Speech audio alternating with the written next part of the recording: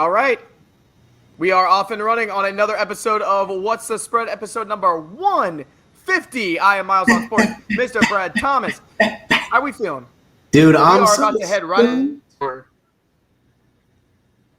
I'm so stoked to talk football with one of my best friends in the entire world for our 150th episode. Like, if I had like one of those little pads where I can make the crowd applause, I'd be doing it right now. Who knew the day that we met that we would embark on this journey of 150 podcast episodes, a lot of blood, sweat, and tears, and a lot of money that we've made, and a lot of money that we've lost. I've never been more excited. When you told me that we were doing episode 150, I almost cried. It's like the podcast has gone from, us recording in an office from our laptops to us having studio equipment. It has been one of the most amazing journeys that I couldn't have done without you, the support of all of our friends and family, and all our fans on Twitter. I couldn't have said better myself. I mean, here's to another 150 more, right? It seems like just yesterday we celebrated number 100. It's something that we get to do each and every week is talk football with each other, and it is the highlight of my week. And this weekend, we got a big weekend in the SEC, my friend. Yes. So what are we starting off with today? We're going to start off with a game that I'm very excited to talk about, the number 8 Arizona Razorbacks traveling to Athens, Georgia to take on the number 2 Bulldogs. The Bulldogs are a 18.5-point favorite. Ooh. Miles, I went back and forth on this. When I mean back and forth, I think I deleted things. I looked up different stats. And ultimately, I decided to lay my money on the Arizona Razorbacks at plus 18.5. Reason being, mini Cam Newton, he's probable for this game. He got hurt last game, but you saw how much of a threat he was. 212 yards, 2 touchdowns, 50 yards rushing in a limited capacity against Texas A&M. And then the most important factor for this Georgia Bulldog offense is who? JT Daniels. Well, JT Daniels might not even play the entire game. And you saw that he was out earlier in the season. It's a totally different injury. Kirby Smart said he's going to be limited if he plays. So I'm liking a defensive battle. Arkansas proved against Texas A&M that their defense can be elite, averaging 14 points on defense per game.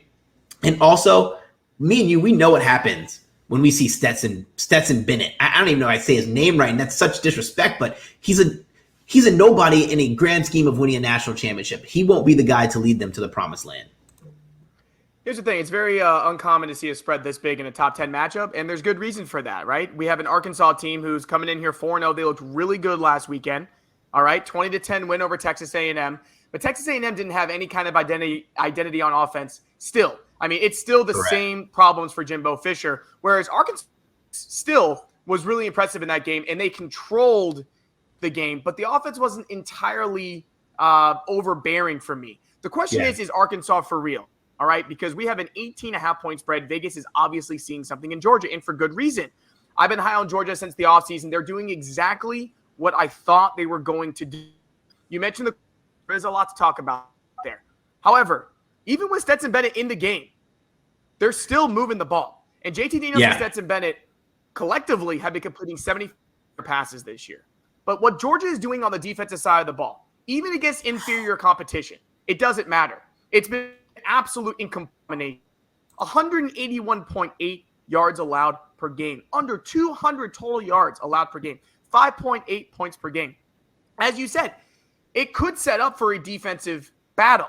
But I don't think that Arkansas really has seen an offense like the way that Georgia is moving the ball right now. You could argue Texas. We're going to talk about them today.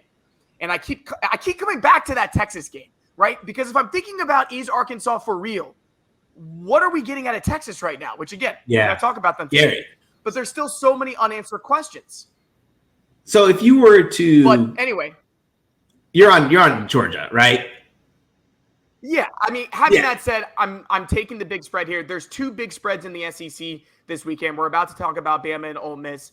This is the one where I'm going to go ahead and take the large spread, even though it has not worked out in college football this year. If you think about it, I mean, even just on this show, you and I both took Ohio State over Oregon. Oregon covers. You and I both took Alabama over Florida with that 14.5 point spread. Florida covers. So we haven't had a lot of luck with big spreads this year, but Georgia is possibly looking like the number 1 team in the country right now. And I think that's what Vegas is seeing. One little thing I want to say against I will that. take the big point spread. One thing I want to say against that, though, I have to go ahead and admit that I was wrong. I thought that Isaiah Spiller would just annihilate the Arkansas defense. They held him in check outside of that one big run. Outside that big run, he was averaging 2.8 yards per run. I'm excited to see what Zamir White's going to do. And that's, that was the most impressive part of that game is the way they contained Spiller, because Texas A&M just had no answer on offense. None. They came in with their game plan and just had no idea where to go from there.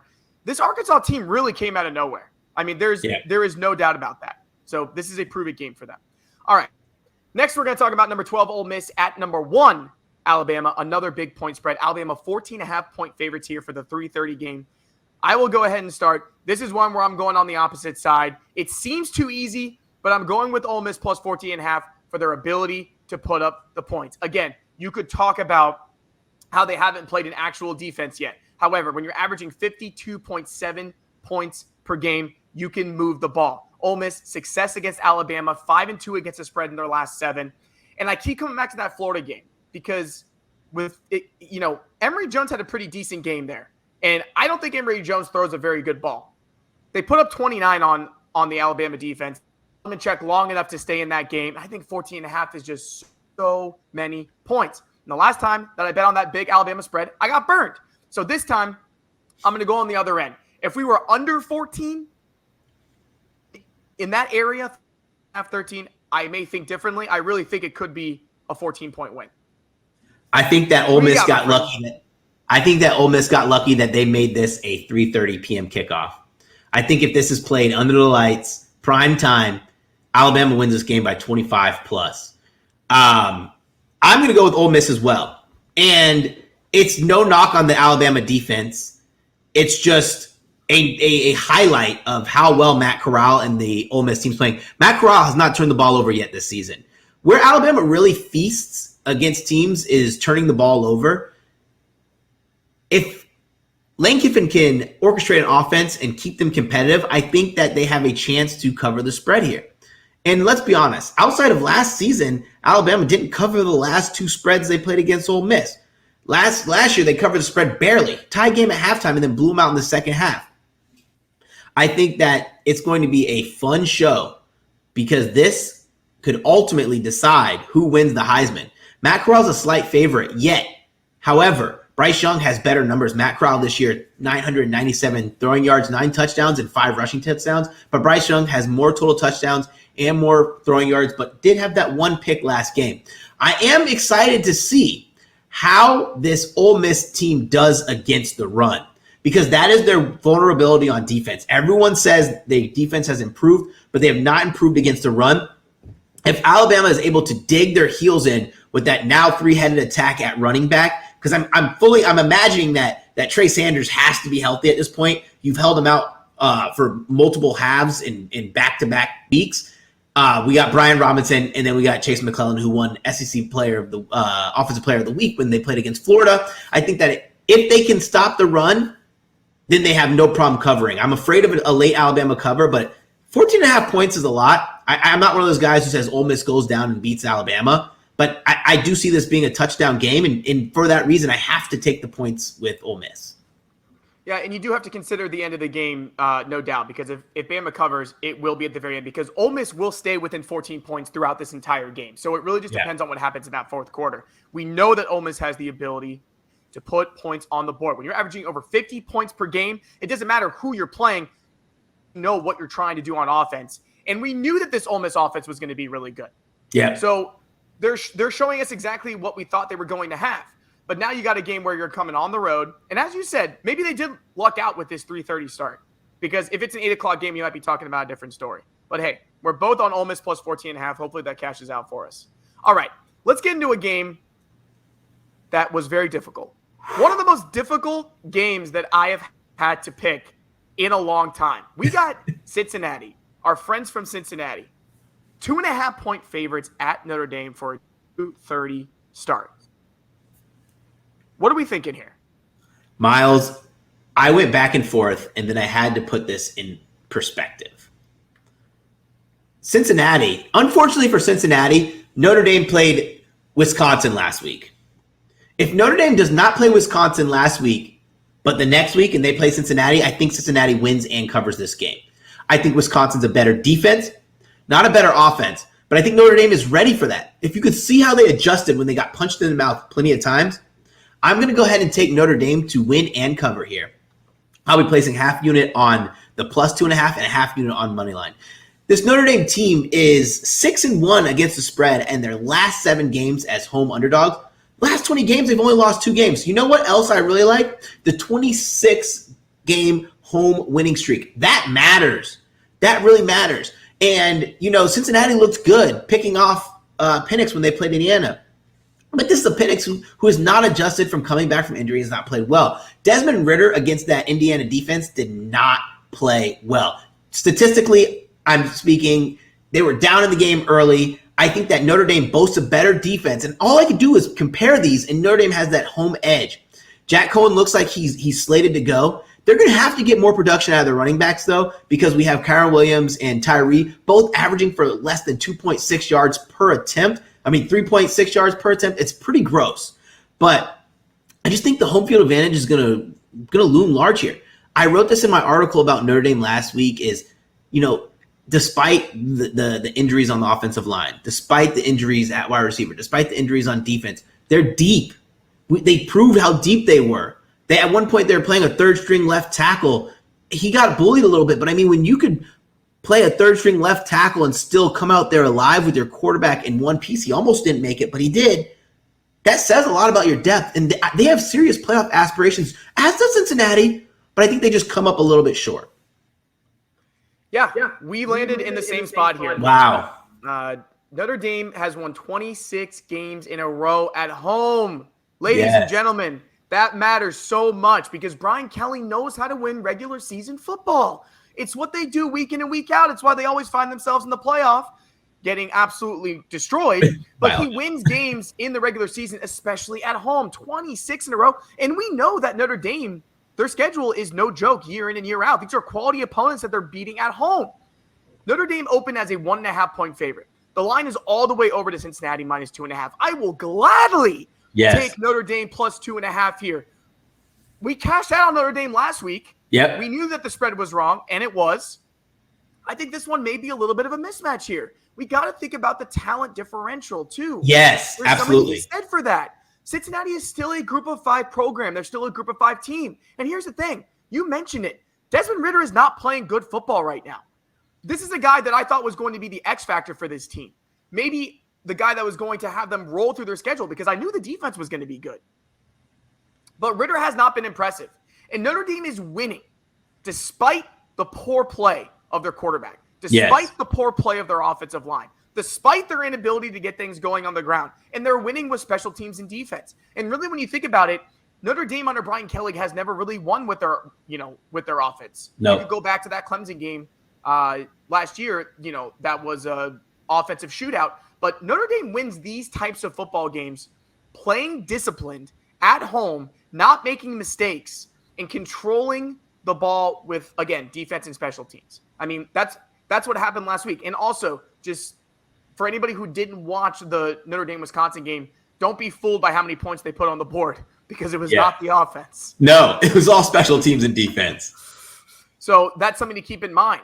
But when you're giving me Notre Dame, they've won 26 in a row at home, and you're giving me plus 2.5, I'm taking the Fighting Irish. I think Notre Dame wins and covers. Awesome. 100%. What do we have next in this? I'm so excited about this game here. Go ahead and lay it on us. Texas at TCU for a noon kickoff. Texas -5.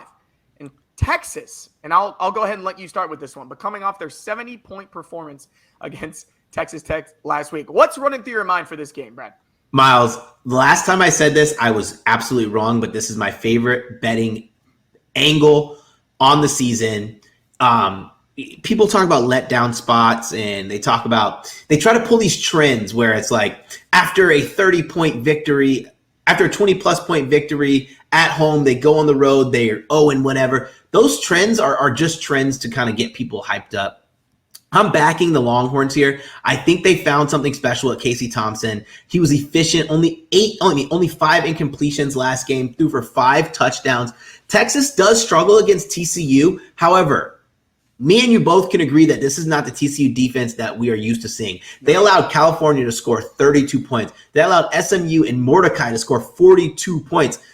They did pick them off 3 times, but they allowed a lot of points on the board, and that is not your typical TCU team. When they play an elite offensive mind like Sarkisian, they're going to be in trouble. I really like the -5 here, regardless on the road. And I'm throwing all the trends and stats out of the books here because me and you alluded to this earlier. They have a better coach at the helm. Did you see what happened when they realized that, what's his name, Card or Hurd? I'm blanking on his name, but when they realized he wasn't the guy, they adapted. Yeah. Herman could never. And that's why I really like this spread here because I think this is going to be a blowout. It's going to be a very, very big win for Texas because when you have a guy like Sarkisian, you saw him last year when Alabama blew teams out, it wasn't fluky. It was blow them out. Oh, the offense is hot again. Oh, we're going to build off that. You remember what you saw in the film room last game? I'm really excited about that. Max Duggan's been playing well. It's not a knock on the offense. It's a knock on TCU's defense. Where are you looking? Yeah, it's definitely the TCU defense of old. And we've seen this story before with these, road favorites in the Big 12 coming off a big win. We've been here before. Yeah. But you got to take Texas here. You can't honestly take a bet on TCU right now the way that they're playing. You have to go based on the performances. And it's as you said, you can go based on trends, but sometimes the performances are speaking for themselves. Yes. You mentioned SMU, 42 points. They ran for 352 yards on this TCU defense last week. Casey Thompson for Texas, 303 yards, 5 touchdowns, 70 points. They put up 58 on Rice. What I'm seeing out of Sarkisian right now is just what you said. Texas should be very excited about where their hire is right now. Because after that tough loss to a better than we thought Arkansas team, yes, right? Much better than we thought now. He made the adjustments, and he's continuing to do that. And I think that this Texas offense is going to have that X, that X factor that we've been looking for. We saw it last week. Just complete domination in a Big 12 game against Texas Tech, putting up 70. In TCU, they don't have that defense that makes Gary Patterson and TCU football competitive. Yep. They don't have it this year. No, so now you're going to have to keep up with the Texas offense that is humming along. And you also just gave up 342 yards on the ground or 352 yards on the ground. You got to go Texas here. You got to go Texas, and you're making me smile so much because Bijan Robinson is going to he's going to tear it up. Destroy future Heisman. He might go over 200 yards. God, it's going to be great. Well, guys, I'm going to invite you guys to follow both me and Miles on Twitter. You can find Miles at Miles on Sports. You can find me at Mr. Brad Thomas. And then if you want to follow the podcast, it's at What's the Spread _. On there, we give our picks, our articles, our analysis, and we're also always there to answer any questions that you might have. We're going to go ahead and dive into the NFL right now, Miles. We're going to start off with a game that everyone in New England and probably half the people in Tampa are super excited about. The Tampa Bay Buccaneers are traveling to New England to take on Mac Jones and the Patriots. The Bucs are a 7-point favorite, and I want you to start off because I want to see where you're sitting at. Well, and this is pretty typical from what I've seen in the NFL, but especially this year, these teams are having trouble covering big spreads. And I consider 7 a very big spread for the NFL. You mentioned week in and week out, and it's, there's something to be said for this, is that the average margin of victory in the NFL is so small. It's somewhere between 3 and 4 points, right? So these hard spreads are difficult to decide which way you want to go. But we just finished talking about watching, Texas and TCU and what they're showing you. I think that the 7 points is a little bit of an overreaction to the Buccaneers getting, you could say, getting their doors blown off by an LA Rams team that might be the Super Bowl favorite now. Yep. But the Buccaneers were on the road in that game. They're on the road again in this game. But the Patriots haven't shown me anything on either side of the ball to make me think that they can keep this within 7 points on Sunday Night Football. And you want to talk about motivation. Tom Brady's coming in. We know that story, right? Yeah. He's back in New England. But Tom Brady is a motivation guy. Yeah. And I'll tell you, he's pissed about what happened last week and the way that his football team looked. Because the LA Rams outclassed them on offense, which we thought was the Buccaneers' strength. Now, the Buccaneers defense isn't playing very well. That's something that I'll put out there. It's something that a lot of people are saying. But the Patriots right now are not the Patriots team that we thought we were going to see. Mac Jones has a lot of growing up to do. And I think Brady's going to sling it all over the field. I'm taking the Bucs here, -7. I'm taking Brady to bounce back. I'm glad you're taking the Bucs here. So I'll be clear and I'll be obvious. The number one money market team right now is the Tampa Bay Bucs, sitting at 98%. It has a chance to close at the highest percentage handle in NFL history. The line hasn't budged much. It's bounce around from 7, 7.5 to 6, 6.5. Oh, there's a lot of misconceptions about the Tampa Bay Buccaneers defense. Oh, talk to me. So I started to follow a couple different trends to kind of really narrow down defensive efficiency. It seems the Buccaneers defense is god awful, right? But they've also went against the number 3 most efficient offense and a top 5 offensive efficient team in the Dallas Cowboys, which if you factor those in, you factor yards per play and yards per attempt, it has them ranked as the 4th best defense in the NFL, regardless of the big numbers they let the Cowboys, the Falcons, and the Rams put up. Injuries on the defensive end are probably going to be the scariest thing. I'm really going to need JPP to go ahead and play because without JPP, they can go ahead and they can double team Shaq Barrett, and you saw that was happening a lot. For the New England Patriots, they are bottom half in NFL and defensive efficiency. If you watch the last game, you couldn't really blame a lot of that on Mac Jones. Wide receivers dropping passes. They just don't look sharp. But I think, like you said, this is going to be a 100% narrative game for the Tampa Bay Buccaneers. A big bounce back spot for the Buccaneers. And I'm going to go ahead and lay the 7 points. It might sound gross, but I'm going to lay it here. And I'm also going to lay it in a teaser because I have no other choice but to lay these points. Why? The Bucs aren't losing to the rookie Mac Jones. If we looked league-wide, the rookies have won 1 game. If we look league-wide, the rookies have covered 1 game. This is collectively. And both of those were the Patriots when they played – who they played? I can't even remember. It was an awful team. And until Josh McDaniels can open up the playbook and really let Mac Jones shine, I think that offense is going to be limited. This is going to be a game where you see that defensive line really take a stronghold and they get pressure. I mean, it's not like they're going to have to play McVay every week. It's not like they have to play Dak Prescott every week in that 8 million wide receivers in Dallas. This is a situation. Jacoby Myers is the only wide receiver in NFL history who had over 54 catches and 0 touchdown receptions. You know how many receptions he's had? Over 100.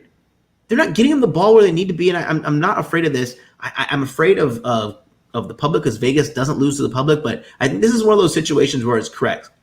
It kind of reminds me of that spread with Michigan State versus Miami, where it closed at 95% of the money on Michigan State, and they were absolutely right. I think that the public has this right, and Vegas just can't overcorrect because they're going to miss out. It's one of those things where they just have to kind of monitor it and change the money line value. Yeah, and it's something where the public does win sometimes, right? That's why we love to bet. And that Michigan State-Miami game is a great example that you brought up. So even though all this money is going on the Buccaneers, you got to side with the public here because if you're taking the Patriots, then you're just looking for the fade, just a straight fade with nothing in front of you. I think the Buccaneers win this game by 9-10 points at least. All right, moving on. We got another good one here. In what is shaping up the NFC West to be possibly the most exciting division race that we've ever seen, the Arizona Cardinals at the Los Angeles Rams. The Rams are 5.5-point favorites. I'm going to let you start with this one. This was an interesting game for me, going back and forth on this here. I end up ultimately taking the Los Angeles Rams. I'm kind of bummed that I missed out on that, 3.5. But a lot of the public is on the Cardinals, surprisingly, but the money is on the Rams. And reason being, the Cardinals makes total sense with Cliff Kingsbury able to kind of move the pocket around and target different things. But this Rams defense is elite, man. I will go ahead and just name some names and listen to these big names. Ashawn Robinson on the end. You have Aaron Donald in the middle. You have Leonard Floyd playing good football again. You have Justin Hollins playing great football. And did you see, if anybody watched that Bucs game, when they watched Kenny Young was suspended the game before that for bumping into an official. He looked fired up. Jalen Ramsey, I think Jalen Ramsey is going to be able to take away Nuke Hopkins a lot more than we believe. Heck, even Taylor Rapp was playing good in the free safety position. I think that this Rams team is legit. And I think they're so legit that if they wanted to run the table, the only thing stopping them is self-discipline, not skill level at any single position. Look at Whitworth. This man's he's 45 years old, it feels like. He's older than Brady playing offensive line. Like, they just have so many good pieces to where we saw it last year, man. And we said this. They were a quarterback away. Who's stopping Matthew Stafford? If you guys want to get money on Matthew Stafford to win the MVP, I think the time's now. And, it's funny that you say that, but I feel like we've been talking about this Rams team with Jared Goff for years and saying that they're a quarterback away. And this Matthew Stafford and Sean McVay relationship, this match made in heaven, is panning out. Stafford's coming in here on the season with 9 touchdowns and only 1 interception. I'm also backing the favorite here. I'm going to take the Rams -5.5. The Cardinals, as you mentioned, public money on them. Kyler Murray is a popular guy right now. Yeah. All right. He's one of the stars of the league. This podcast supports Kyler Murray and what he does. He's very talented. But here's the thing. Kyler Murray's been struggling against the Rams. His career touchdown to interception ratio against the Rams, he's got 5 touchdowns, 4 interceptions, and the Rams in their last 8 games versus the Cardinals, 7-0-1 against the spread. You take that to the bank until it stops working. Yes. And we are talking about a divisional matchup, Brad. 7-0-1 against the spread in their last 8. You got to keep riding the Rams here because not only are they coming in with those trends, but they're coming in as possibly, at this point, safe to say, the Super Bowl favorite. Yep. After their performance against the Buccaneers last weekend. And again, they were a quarterback away. You mentioned the stars on the defense. It's sick. It's gross. And now you've got the quarterback in Sean McVay's system who knows how to run the system. I mean, that Buccaneers-Rams game was one of the most important NFL games that I've seen in the last couple of years to show me where we're at right now. Because you are talking about the defending Super Bowl champions that we were talking about could go undefeated. Yeah. And the Rams say, I mean, it was a complete performance, Brad. It was very interesting to watch and very unfair being a Bucs fan having to watch it because at no point did I think we had a chance to win the game. All right, so we are taking the favorite there as well. Let's go ahead and move on to the Carolina Panthers at the Dallas Cowboys. Boy, did we cash on the Dallas Cowboys last weekend. Yes, we did. I love it when we back the boys and they bring it home. Also, cash the over in that game as well. I believe it was ended up being a high-scoring affair. Anyway, Cowboys are coming in here at home again. 4-point favorites. The undefeated Carolina Panthers? The undefeated. 3-0. You heard that. Crazy. With no Christian McCaffrey. And they're still humming right along. Here's the thing. I'm taking the Cowboys again. Back to back. And it scares me. It does. Because it's the Cowboys. We got an E last weekend. That never happens with Dallas. It's always close. It's always a sweat. And it's probably the only time it's ever going to happen. But the way that the Cowboys offense is playing, and it's why Dak Prescott was my MVP pick. And this was why. The balance that they have on the offensive side of the ball right now is brilliant. And what they're doing is they're seeing the 17-game season, and they are mixing in now Tony Pollard in the backfield. It's keeping Pollard and Zeke fresh. A lot of people aren't talking about the way they're using their tight ends right now. Because not only do you have these explosive receivers, but it's opening up Schultz and Jarwin, and they're using everybody on the field. You don't know who to cover. And Dak is in top form. Yeah. He's completing, in his last 2 games, 83% completion percentage. Now, I will say one caveat to my pick. Carolina, in their last 8 road games, they're 8-0 against the spread. Yeah. They know how to cover. So I'm not going to be mad if anybody wants to fade the Cowboys here and take Carolina +4. But the way that the Cowboys are operating on offense, and not to mention, now the Eagles' offense I don't think is anything to look at right now. But the Cowboys are playing really well on the defensive side of the ball as well. Again, how about another what's the spread call? Micah Parsons. Woo! I mean, you got to look to him for Defensive Rookie of the Year. My man is all over the field. You want to know why Penn State struggled so much last year in the COVID season? It's because they didn't have this man right here leading the defense. Exactly. It's because he opted out. And that's exactly what we said. This draft pick for Dallas is they already had the offense, right? And they needed cornerbacks. They needed secondary. But when you've got a man like Micah Parsons who can line up a linebacker or an edge rusher and be all over the field and create that much havoc, and I'm now I'm just talking about the Cowboys on a meta level because I'm really excited from what I'm seeing from them right now. So again, if you want to go ahead and back Carolina here, 8-0 against the spread in their last 8 on the road, I get it, but I'm going with the boys. Listen, Panthers are so good. They're so good now, and they haven't played anybody. And I really like the Cowboys here. Panthers, I just got to give them a shout out though. Panthers are number 1 in the NFL in net yards per play. However, no Christian McCaffrey, and this is the first good team that they're playing all season. You pretty much took everything out of my mouth. The versatility of this offense. This is a team that can line up. Listen to one of the formations that Kellen Moore did. He had two tight ends, double tight ends, 2 running backs, Pollard and Zeke, and wide receiver on the field. He ran the two tight ends out, the wide receiver out, and did some fake counter to the back, the single back. You don't know who's getting the ball. And you know what's crazy? When he ran this play in this formation, you know I love offensive play calling. When he ran this formation, this play, myself, I was like just sitting there and I was like, holy crap. I have no idea where they're going. And I don't even know if I can remember who got the ball. It's because they just know how to exploit every piece. I thought they would lose a step with Michael Gallup. No. At one point during the Eagles game, I didn't even realize he wasn't playing. I was like, I forgot Michael Gallup's not playing. Versatile team. What's really great is the defense is finally stepping up, and they're having fun. Trayvon Diggs looked really good. And people, they were quick to write him off last year, but they forget that this guy in college who transitioned from a wide receiver to a DB, he's still growing. The sky's the limit for this Dallas team, and I'm going to go ahead and back the Cowboys -4. And what you want in your first-round draft picks is improvement, and that's what we're seeing from these guys in the secondary right now is we are seeing improvements. So whatever they're doing and whatever changes they made in the offseason, it's working. But again, Micah Parsons has been the X factor for that defense, and I cannot wait to see what he continues to do. But I like that you brought up that package, right? Because the 2 tight ends, the 2 running backs, 1 receiver, they're using everybody, and they're using everybody effectively. And their tight ends can catch the ball, and they can run routes. Yep. So Dak he's got so many options, and he knows exactly what he's going to do before the ball is snapped. Totally. He looks comfortable right now. He's only ran the ball, I think 2 times all season. And that shows you a lot on where he's at and how comfortable he is in the offense right now. Yeah. All right, man, let's go ahead and wrap it up. The Las Vegas Raiders, the Los Angeles Chargers.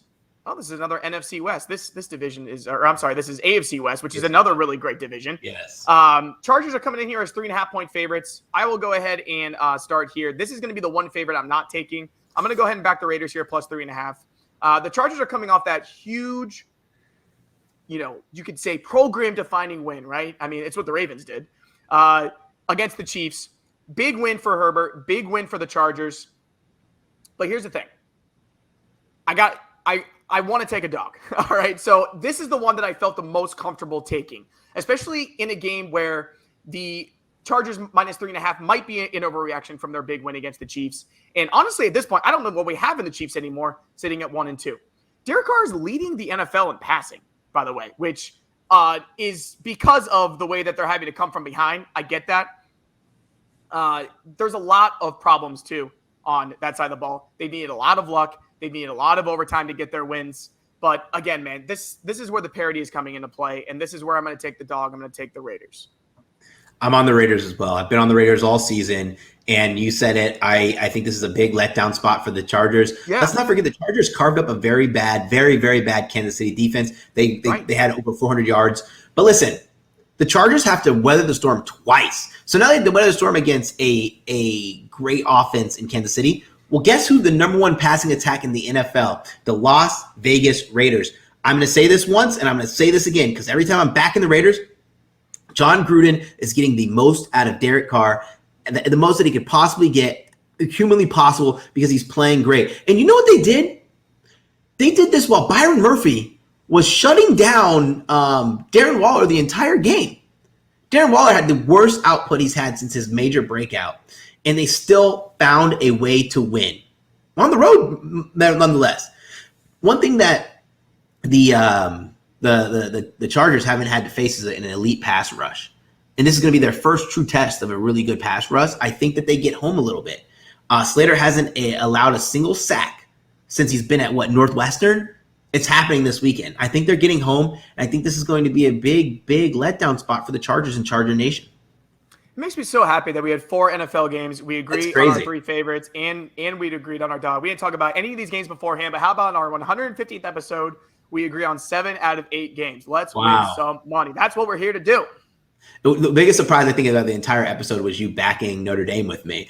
I was like, when you said that, I was like, whoa. Okay. I'm telling you, man, I think Cincy's going to be a popular pick, but again, I feel really good about the 2.5 points of Notre Dame. I hope it even gets up to 3. But yeah, absolutely. Well, guys, thank you so much for listening to this segment. Up next, we have a special guest coming on for our new favorite segment called The Goal Line. All right, welcome to The Goal Line, where we end the show by bringing in our favorite handicappers from the Twitterverse to give us their best bets of the week. Today, we have the lead betting analyst for Pickswise, Jared Smith. Be sure to follow him at Jared Lee Smith. My man, welcome to the show. Thank you, gentlemen. Excited to be here. We are so excited to have you on. You know, we've been following each other for a few years now, and I love your content. You're freaking one of a kind, and you're super sharp mind. So the second you said you were down to join us, I wanted to, kind of hear your thought process on the game. So we'll go ahead and kick it off. If you want to go ahead and give your first bit of action of the day. Yeah, so I'll start at the top of my card and I'll work my way down. So these lines definitely, as you know, they do move throughout the week. So do your shopping, do your homework, try to find the best line possible. You guys are probably gonna think I'm crazy. I went back and forth as what my best NFL bet of the week. I think I like the Jets a lot. Once this line moved through that key number of 7, it opened 6 last week, and now you saw 8 earlier in the week. Now I think it's kind of settled in at 7. I think it'll close right around 7, but everyone's bailing on the Jets. Obviously, I'm a big Jets fan, full disclosure, so there is a little bit of, maybe a little seed of bias with this pick. But when you look at it objectively, the Jets have faced 3 of the toughest defenses in the league their first 3 weeks. And now they're not facing a tough defense this week. And they're back at home coming off of their worst performance in a really long time, even into the Adam Gase era. And I think the Titans are a little vulnerable here to stretch the field because of the injuries that they have at wide receiver. We know about A.J. Brown. Julio Jones had a weird situation happen Sunday. They didn't really announce why he only played 34 snaps, and then after the game he was fine, and then all of a sudden he wasn't practicing this week. I would be shocked if both of them played this week. We know Brown's probably out. And on the Jets side, again, it's not necessarily about winning this game. It's just the number. And when the number moves through 7 like it did, and they're continuing, the market is just totally bailing on this Jets team, those are the sides that you have to be willing to look at in the NFL, because the line value, these are razor-thin margins between these teams, and if you're going to give me a couple of extra points of value through that key number of 7, I'm going to take it with the Jets. No, I totally respect that play. For anybody who's listening to the podcast, they know how much I believe in defensive efficiency and use that kind of as a catalyst to my selections. I take about 3 different rating scales and I average them out, and I had the Titans on bottom 3rd on the average, but one rating scale, the Dover rating scale, had them 3rd to last on defensive efficiency. And if there's any team that you're going to want to turn around the 7 interception performances you've had, it's going to be the Titans, because they've proved it. And I like that too. I like the look there. I'm just teasing the Titans, so I don't have to worry too much about it. But I totally respect that. Titans win by 3, right? Yeah, we both win. Go ahead and lay your next one on us. Yeah, sure. So this is, I would say, 1A, 1B with my top plays of the week. I do like the Jets a lot, but I like the Ravens a lot too. I think this is a really good spot for Baltimore. The market is kind of turning on them a little bit. I know they had a big win against the Chiefs, and then the obvious letdown spot the following week against the Lions. They should have lost that game. Maybe the 4th and 20 was a little fluky, but there were some things that happened late in the game. Obviously, the field goal that went off the upright or off the post and 66 yards. I mean, those things don't happen in NFL games ever. So to win a game that way, I think the market's going to be down on the Ravens this week. And it is, because we talked to some bookmakers this week, and this summer, the line that first came out like way back in the summer for this game was Ravens minus 3.5. And again, I know Denver's looked really good. Defensively, they've looked fantastic. Teddy Bridgewater is a darling against the spread. But every week, it's another injury for this Broncos team. And last week was KJ Hamler. So now it's Hamler and Jerry Jeudy out. And the weakness to this Baltimore defense is Marcus Peters being out in the secondary. But can Denver take advantage of that weakness? I don't think so. And now the Ravens, I'm hearing this week, getting back Houston and a couple of those defensive linemen. So you're not going to be able to run the ball on this Baltimore team. We already knew that. But now you're kind of limited with your passing game, and you can't exploit the one weakness that the Ravens have in the secondary. I think Lamar Jackson will probably struggle at times, as he has, throughout the course of the season and his career. But I feel like the line value here, again, pushing it through 0. I'm getting a point with the Ravens when this line should have been probably Baltimore -3. To me, it's all about finding those little value spots in the NFL. And if Denver can't win this game, I know they're 3-0, and I know they've looked great. But if they can't win this game, I can't take them seriously as a legit contender in the AFC West. No, I like that. Miles, do you have anything for this game? I mean, I'm the same way in the NFL, right? We were talking about it just in our episode today, that you have to pay attention to these line movements. This is huge. I mean, you go from a -3 favorite to now we're in the middle of the season, +1.5. You take the value there. 100%.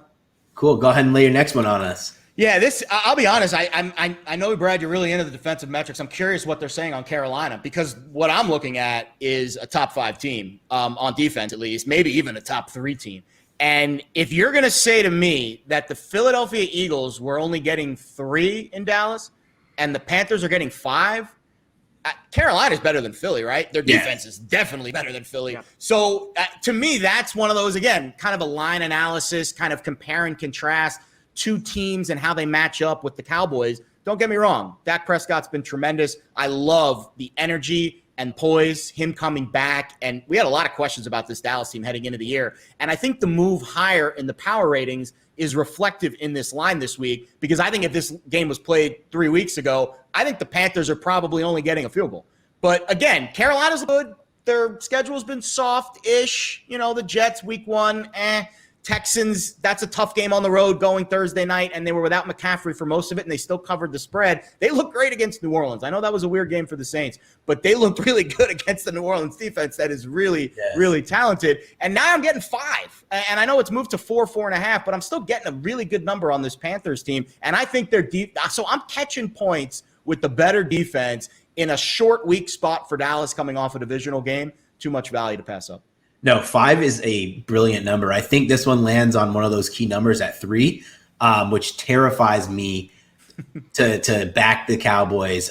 For defensively, the Panthers are stout. Every metric you look at is going to have them as a stout team. One of them is the yards per play let up is a very low metric for them, which you got to imagine they haven't played the kind of the big home run getters, but I mean, you have a team in the Texans who still have Brandon Cook, who's still averaging a pretty high number in air yards. So it'll be interesting to see what the Panthers bring. This is their first true test, but anytime you want to, attack a team off a short week, I'm all for it, especially when you're getting 5 points. Yeah, long week too for Carolina, because they were resting after the Thursday night game. I got asked a lot of questions about McCaffrey and where I see that injury playing out. Obviously, it matters.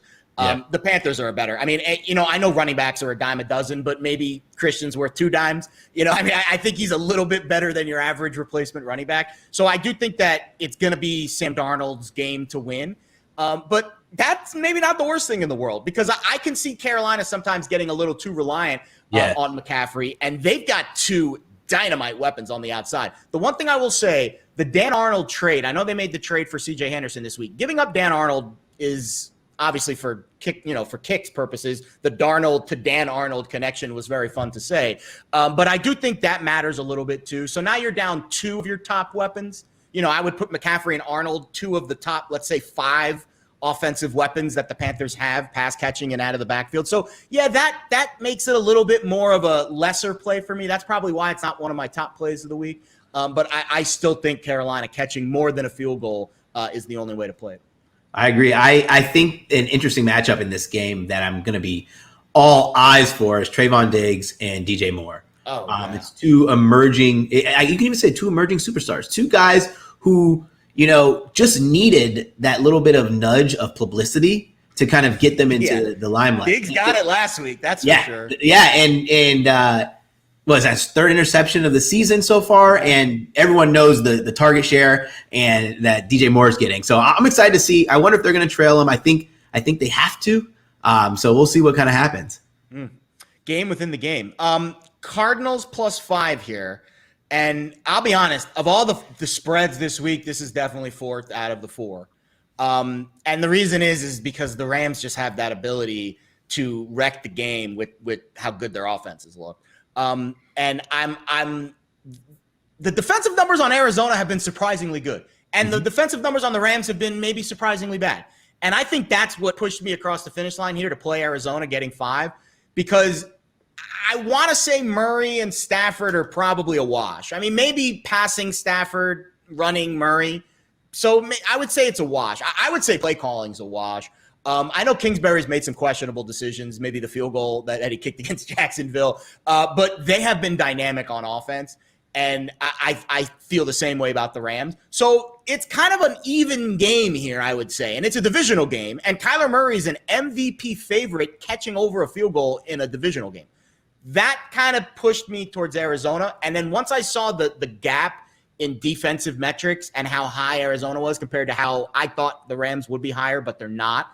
And if you look at some of the rushing numbers for the Rams, they've gotten gashed in a couple games this year. The Bears really went to town on them in week 1. So that's surprising for me, because I think if Arizona can control the tempo and use Kyler Murray in what we've seen, which is any way that they want, and the Rams struggle to slow that down, I think Arizona's a live dog in this spot. But again, the Rams' prowess and just how talented they are scares me that Arizona might be a little bit inconsistent with the numbers being a small sample size. But I got to take the value where I see it. And I think Arizona certainly a live dog here. This was absolutely the most challenging game that I handicapped on the board. I went back and forth, and I think that you can honestly make an argument for both sides. And so when I was looking at it, I was just, going off the big win. If I were to take Arizona, I think that, Arizona has a more complete D-line as we stand right now than Tampa Bay did. So they might pose a little bit more problems than the Bucs without JPP or without Shaq Barrett getting home. So it's going to be a game that I'm going to be interested in watching. I touted this one as the 2 MVP front runners, in my opinion, battling each other. So we'll see what happens there. Yeah. I don't give a ton of totals. It's only the 4th total I've played all season. But I like this spot. So we talk about key numbers a lot in spreads. We don't talk about key numbers in totals, but I've been doing deep dives into where games land on key totals. And I looked at a 20-year sample size, and 51 was the second or the third most landed on. Then when I shortened it to 10 years, 51 was the highest. So what that tells me is over the last 10 years, more higher totals. It's been in the 40s for the most part, 44, I think 40, 41, somewhere in that range has been the most. But now when you shorten the sample size to the last 10 years, 51 is becoming more prevalent. So anytime I see a total open at 50.5 and then bang, right through 51 to 51.5, now I'm seeing 52, that's the equivalent of a spread going from -2.5 to -4. Yeah. And when that happens in the NFL, you're like, all right, what's going on? Something weird just happened. Maybe a quarterback got hurt or something. So that's what's happened in this game. And again, now we look at the matchup. So the line analysis says over. Now let's look at the matchups. The Vikings their defense is dreadful. Giving up almost 7 yards per play against the Browns offense you saw their game against the Chiefs. Yep. They can move it. And, I would say they've been fortunate the last 2 weeks facing the Bears and the Texans. But their passing grades have been really poor in those games. And that scares me a little bit, because if you're not stopping the Bears and the Texans, according to the analytics, how are you going to do against Justin Jefferson and Adam Thielen, who I would say, other than that Chiefs game week 1, are the 2 best playmakers the Browns secondary has faced. That game was 33-29 week 1. I can see this game playing out in a similar fashion. Indoor overs 9-6 this season, very early sample size, but that's another trend to keep an eye on. And again, cross-conference game, not a divisional spot. I feel like this is going to be one of those, slugfests. Each team throws some haymakers early. Baker goes deep to Odell. Jefferson answers, and it just kind of, evolves into a track meet. No, I like that. I like that spot there. I didn't look too much at the total here prior to you letting me know. But one thing that I've dug into is Kirk Cousins. Man, so in the start of the season, I was I misled myself on how this Vikings team would play offensively. And wow, he is attempting a lot more passes than I thought. And I thought they were going to be a total run-centric team, which is not. They've been airing the ball out, and man, the Thielen and Jefferson connection, it's good. They have a good passing attack. So we'll see if the Browns can do anything. They didn't do anything against Mahomes and company. So we'll see what happens when they play the Vikings. I was looking at the ratings too. Kirk Cousins is the top 5 passer rating in the league. Yeah. That's So again, it's early. It's week 3. I'm not gonna quote these numbers as gospel, but we got to go with what we see. Yep. And what I'm seeing right now is the Vikings don't play a whole lot of defense, and they're throwing it, and they're very efficient with really good weapons on the outside. And the Browns do the same thing. And again, they're facing a Vikings defense that struggled. So I just have to kind of roll with where the trends. And again, the line analysis, 51, circle that number. When you see totals kind of magnet towards 51 and they push through and they go over it, that is where I would pay attention to an over. Awesome. All right. I see that you have a teaser lined up for me. I like to do one teaser a week. Maybe I might do 2 looking at yours. Teasers are. I get asked this question a lot because I can't stand them in any other sport, and I think they're totally work. I think we had a conversation with this on Twitter recently about why teasers matter more in college or matter more in the NFL than do in college, and why I wouldn't play them in NBA or college basketball or any other sport. You can't really play them in any other sport than basketball or football. But the NFL, of all the teaser subsections. To me, they actually show a lot of value. And because, again, you're moving numbers through these key spreads and totals. I don't do them for totals a whole lot. But for spreads, man, when you're getting one of those 8, 9, maybe not 9, but 8, 7.5 point favorites, and you move it to under 3, you're getting a lot of bang for your buck there. So that's what we did this week. I don't see Daniel Jones and Joe Judge going into the Superdome in the first game back. Since the hurricane winning there. I've watched every Giants game, and we live here in New York, and Joe Judge just looks completely lost. And the Giants they hurt themselves so much with penalties and turnovers and just stupid plays. And that's a product of their coaching, and Jason Garrett's their offensive coordinator, so that shouldn't surprise you either. Yeah. So that's a good spot to move them. I think I saw 7.5, so you get them down to 1.5. And then the Chiefs, I'll be honest, the defense scares me. And that is why I almost put the Ravens, moving them to 7, and the Packers, moving them to basically a pick 'em here. But the reason that I ended up going with the Chiefs is it's a short week for Philly, and it's still Patrick Mahomes, and it's still Hill and Kelsey and those guys. And, man, the Eagles' defense, they made the Cowboys just look like world beaters the other night. And KC hasn't lost 3 straight since 2017. I don't think they're losing 3 straight, not to this Philly team. So that's a good spot. I think Saints I got them in at 2. You probably can get 1.5 now. And the Chiefs, you move from 7 to 1. Basically a money line parlay on both. And you're getting some pretty good value there, I think. I love the Chiefs in any kind of teaser this week, especially against that Dallas. And if you want to take the Chiefs team total over it, it's crazy. Like you talked about the Eagles defense. One thing that a lot of people fail to realize, what also makes that Eagles defense even worse is the amount of time they're spending on the field per game. That Eagles defense is... They refuse to run the ball. Yeah. I think they're going to run it this week, but I think Philly... I think Kansas City knows that, too. Yeah. Because they can't throw it like they did the other day and expect it. They can't get into a shootout with Patrick Mahomes. That is not a recipe for success. So I think Sirianni will take his medicine and run it this week, but Steve Spagnuolo's no dummy, so we'll see how that plays out. Yeah, I see a lot of shortened drives, a couple 3 and outs that, Kansas City has the chance to kind of capitalize on, excuse me. Awesome. Appreciate you for, taking your time out and joining us. Any last words before we part? No, I've been following you for a long time too, Brad. You guys do great work. Keep up the great stuff, and I'm sure we'll be in touch soon.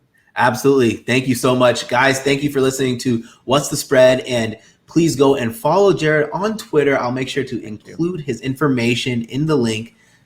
Take care.